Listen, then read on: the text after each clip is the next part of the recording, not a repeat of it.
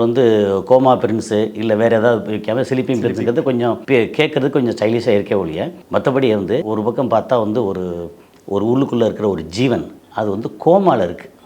அவரை பற்றி சொல்லணும்னா, அவர் வந்து சவுதியில் வந்து ஒரு இளவரசர்னா ஆட்சி அதிகாரத்துக்கு வரக்கூடிய இளவரசரா அப்படின்னா அப்படி இல்லை. அதாவது அரபு நாடுகளில் வந்து என்ன சொல்லுவாங்கன்னா, பொதுவாக அரப்ஸ் அப்படின்னு எடுத்தோம்னா அதில் ஷேக் ஃபேமிலி அப்படின்னு சொல்லுவாங்க. ஷேக் ஃபேமிலிங்கிறது ரூலர்லேருந்து வந்த கிளை, ரூலர் ஃபேமிலி. இல்லை எல்லாருமே ரூலரா அப்படின்னா அப்படி இல்லை. இப்போ வந்து இப்போ கரண்ட்டில் இருக்கிற ரூலர் வந்து முகமது பின் சல்மான் பின் அப்துல் அசீஸ். ஓகே, அந்த அப்துல் அசீஸோட மகன் வந்து சல்மானோட பிரதர் வந்து தலாலோட மகன் வந்து ஹாலிதோட மகன் வந்து அல் வலீத்.